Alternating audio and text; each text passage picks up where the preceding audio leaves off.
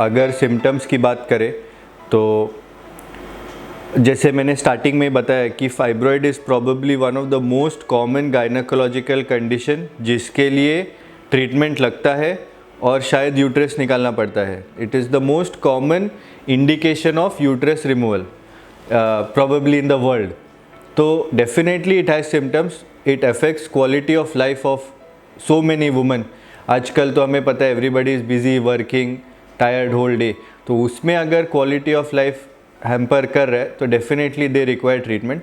Most commonly जब patients को हम मिलते हैं तो उनका first and foremost heavy bleeding का complain I think ranks top. Heavy bleeding is one of the main causes जो फाइब्रॉइड के कारण हो सकता है. बिकॉज जैसे मैंने बताया कि ये फाइब्रॉइड्स ज़्यादा साइज़ अटेन कर लेते हैं और वो यूट्रस के मसल में प्रेशर कर देते हैं एंड उसके बाद में या वो सब म्यूकस यूट्रस के लाइनिंग में ग्रो होके वो 3-4 सेंटीमीटर के बन जाते हैं.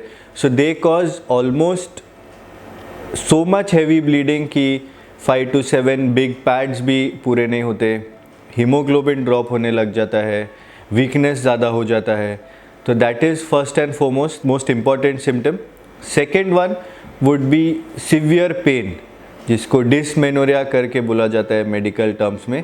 यानी पीरियड्स के दौरान सिवियर क्रैम्प, सिवियर पेन, जिससे कि शायद ऑफिस मिस करना पड़े, कॉलेज मिस करना पड़े या घर के कामकाज ना हो.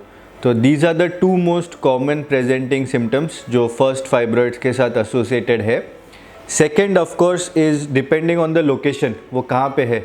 If it is too much on the upper surface of the uterus on the front side तो फिर वो यूरिनरी सिम्टम्स यानी यूरिन बैग को प्रेशर सिम्टम्स के तरह अफेक्ट कर सकता है.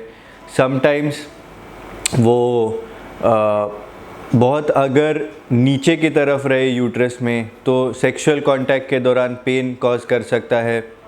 एंड मूवमेंट के दौरान यूट्रस का वेट फाइब्रॉइड्स में बढ़ जाने के कारण मूवमेंट के दौरान वो प्रेशर और पेन और पुलिंग इफ़ेक्ट बहुत ज़्यादा रहता है.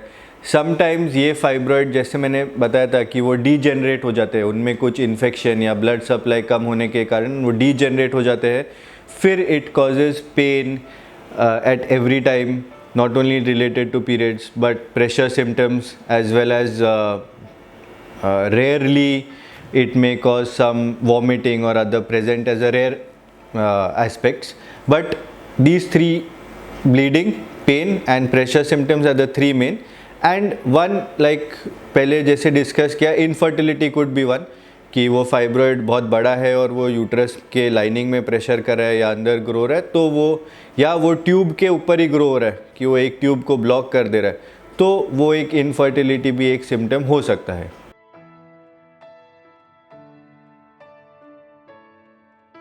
फाइब्रॉइड में हेवी ब्लीडिंग होने का मोस्ट इम्पॉर्टेंट कारण ये है कि एक तो उनके साइज़ के कारण वो यूट्रस के जो नेचुरल मैकेनिज़म्स है पीरियड्स के दौरान ब्लीडिंग रोकने के, उनको हैम्पर कर देते हैं, क्योंकि वो यूट्रस के कॉन्ट्रैक्टिलिटी या यूट्रस के ब्लड फ्लो स्टॉप करने के क्षमता को कम करते हैं उनके साइज़ के कारण.